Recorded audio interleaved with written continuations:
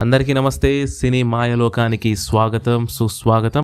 మిత్రమండలి ఎట్లుంది, దాని కథ ఏంది అని కాసేపు పక్కన పెడితే, మిత్రమండలికి సంబంధించి నాకు ముగ్గురు గురించి మాట్లాడాలి.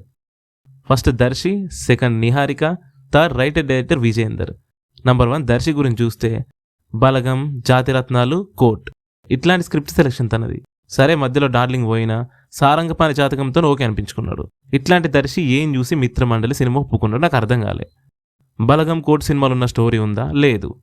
జాతిరత్నాలు, సారంగపాణి జాతకం సినిమాలో ఉన్న కామెడీ ఉందా? లేదు. మరెందుకు ఒప్పుకున్నట్టు? Number 2 Niharika. Insta reels, YouTube షార్ట్స్తో ఆల్మోస్ట్ ఇండియా మొత్తం తెలిసి ఈమె. ఇట్లాంటి అమ్మాయి బిగ్ స్క్రీన్ మీదకి వస్తుందంటే ఖచ్చితంగా తను చూసే ఆడియన్స్ కూడా ఉంటారు, తన కోసం థియేటర్స్కి వస్తారు. అది కూడా తన మొదట తెలుగులో సినిమా చేస్తుందంటే నేను అనుకున్న ఈమె ఎంత ఆలోచించి నిర్ణయం తీసుకుందో, ఎంత ఆలోచించి సినిమా ఒప్పుకుందో అని. ఫస్ట్ హాఫ్లో కనీసం 15 నిమిషాలు కూడా లేదు ఈమె. ఇక సెకండ్ హాఫ్లో ఉన్నా యూజ్ లేదు, అదే రీల్స్ యాక్టింగ్, పైగా నవ్వించలేదు. మరి ఎందుకు ఒప్పుకున్నట్టు?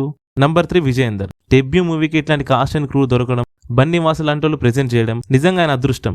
వాళ్ళకి సరైన కథ రాయకపోవడం, వాళ్ళని సరిగ్గా యూజ్ చేసుకోకపోవడం ఈయన దురదృష్టం. మన మ్యాడ్ లడ్డు ఉన్నాడు కదా, అదే విష్ణు. ఒక షోలో ఈ డైరెక్టర్ని జాతిరత్నాలు చూసి కాపీ కొట్టిండు సినిమాని అని సరదాగా అన్నాడు. బట్ యాక్చువల్ ఇది నిజం. జాతిరత్నాలు వచ్చేసింది, చూసినాం, నవ్వినాం, ఎంజాయ్ చేసినాం, హిట్ చేసినాం, అది అయిపోయింది. మళ్ళీ అట్లాంటి సినిమాని తీయాలనుకోవడం ఎందుకు? ఒక సినిమాలో క్యారెక్టర్స్ తింగరోళ్ళు లెక్క ఉన్నారంటే ఓకే, ప్రతి సినిమాలో అదే తింగరోళ్ళు ఉంటారా? ఈ సినిమాలో నాకు రెండు విషయాలు నచ్చినాయి. ఫస్ట్, ఇంపార్టెంట్ క్యారెక్టర్ చేసిన సత్య అన్న. తను కూడా లేకపోయి ఉండుంటే థియేటర్లో కనీసం లాస్ట్ వరకు కూడా ఇప్పుడు కూర్చుంటాడు కాదు. రెండో విషయం, తెల్లకోడి నల్లకోడి ఒక సాంగ్ బాగుంది, అదొకటి మంచిగా అనిపించింది. ఇంతే. ఇంతకు మించి అప్రిషియేట్ చేయడానికి ఒక్క విషయం కూడా లేదు సినిమాలో.